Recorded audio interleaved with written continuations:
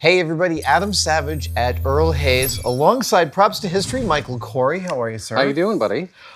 This amazing institution has been supplying the film industry with printed material since before the film industry, seriously. Yes, it has. And one of the regular things they have made is ID badges, and anyone who is a fan of the X-Files will recognize this. I made my own version of this back in the early aughts. Right. I have my own laminator. But you have actually put together a specific, well, first of all, it's hilarious that every single one of these cards has my picture on it. Well, all but one, actually. You have a purpose to this layout. Talk to me what we're going to learn about here. So what I've done here is I've essentially made you a fake employee of nearly every federal agency ever. So I'm curious, for Earl Hays, what are the legal requirements for fulfilling the charge of making an FBI badge without falling afoul of the law? Well, if it's a current badge, like one that would be used today, it cannot exactly match, of course. Like with money, Sure. It has to have certain things in it that give it away. There's a lot of anti-counterfeiting measures in modern federal badges and the federal IDs that kind of give it away. There's holograms in some of them, and they do not put any of that in these because these are just paper. So they don't have any of those measures in them. And I understand that some of the federal badges actually have small QR devices in them so that they can just be scanned automatically to determine if they're real or not. None of that is in any of this. And of course, when you go back in time to the older FBI, the older CIA badges, you can kind of remake them exactly because they're defunct. They've been decommissioned. Yeah, The they're design has been decommissioned. They're no longer in use.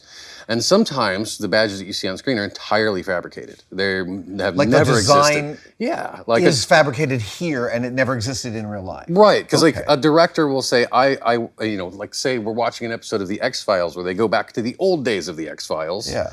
Well, I want them to have an FBI badge hanging on their jacket like Fox and Scully have. Well, they didn't do that back in the 50s, so they created one for it. So, but they had to do that within the context of the X-Files because that's what we expected that's to what we see. expect And if to you see. didn't see it, it would It's be just a problematic. dude in a suit, So is yeah. one of these that? Is Yes. one of these the old? That's it, right That's there. oh, wow. Yeah, that's the old 1950s, air quotes, X-Files FBI ID that was hanging on some people's suits in a couple of different episodes. So this is this the earliest, what do you call it? Is this the oldest badge type here? The oldest badge type here is actually this. It's one of the very early days of the FBI. Wow. No, I could not for the life of me find it when it was still just the Treasury Department agents. Oh, really? Yeah, because that's the ones from that they were. I think they were made for the Untouchables, and I couldn't find a copy of one of those. I was looking for it pretty hard, and it was not available. But that's it. You begin. I think that's right around like late 1940s, and then it goes all the way up into the modern era of the FBI. This one, of course, is for the wallet. Right. And then this is an accompaniment to this because these are both made for the X-Files. Oh, those are both made for the X-Files. Oh, that's so awesome. And I found reference where your name is typed and also handwritten. So I just went with handwritten on that one and then typed on some others, and it was just back and forth.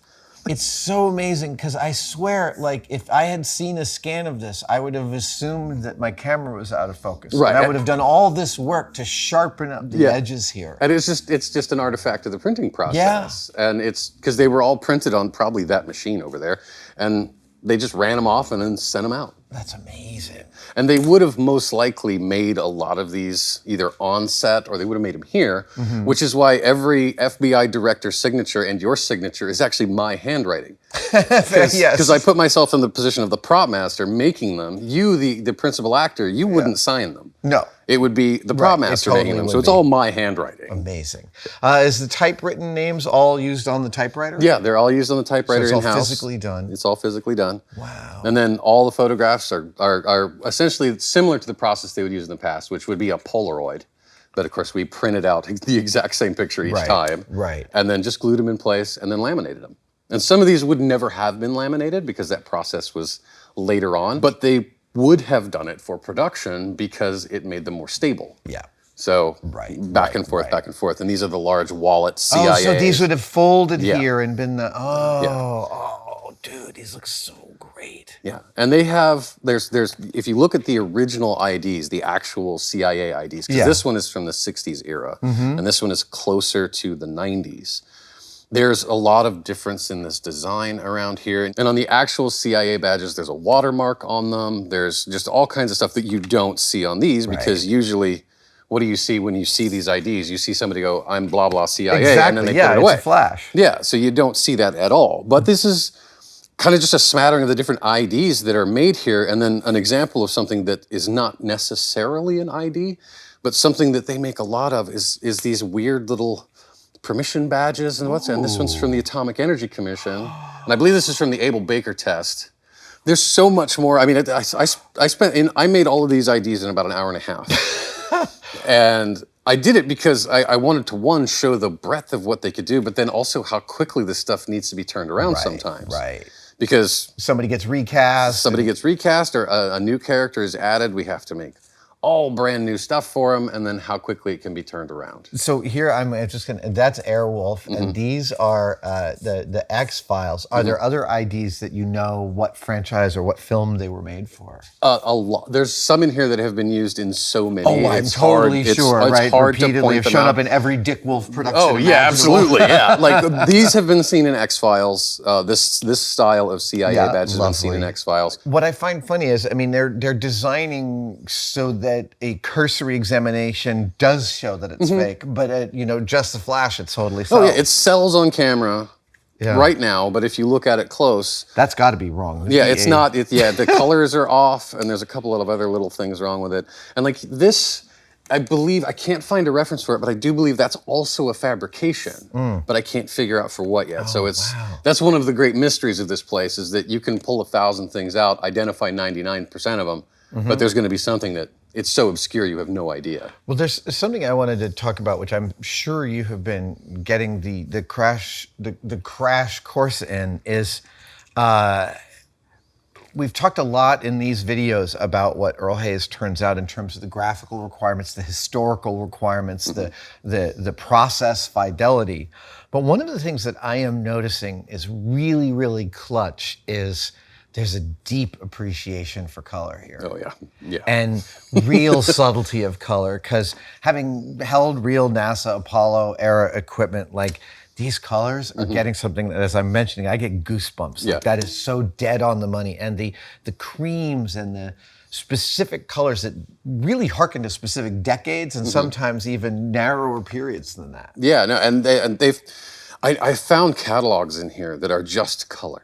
Really? It's just color, and they get lost over 2 years. I found them before, and I'll go, oh, this is their Pantone for NASA. They actually have a Pantone for NASA from the 1960s, from the Apollo Mercury era, and I set it on a shelf and move on. And now, if you ask me to find it, it'd probably take a month to dig it back up. Right, of course. But they at the time they would get these, and I know that Pantone came from NASA because it has notes in it where it was sent to them from NASA, so they had the correct coloring.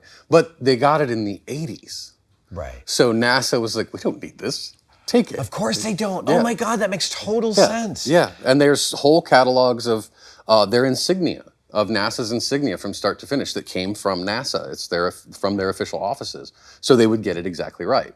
Because NASA doesn't care if you make their stuff accurate. Right. No, I know. Having made many Savage NASA logo shirts, even down to, I just look at things like this and know there's inconsistencies in the field of color that makes up the letters that would vex me so hard to get on a laser printer. If you were trying to create this now with modern technology, that would drive you insane. It really would. Because there's so much fading and inconsistency in color, and even some of this cream color in the background is a little bit patchy. It's not something that's easily replicatable today, and you have to go with the old style of printing to make this stuff happen. I really love this deep dive through the history of government issue IDs, Michael. This is really cool. Fake government issues. IDs. Yes. All right. This is Adam Savage from the FBI, and I will see you out there on the streets.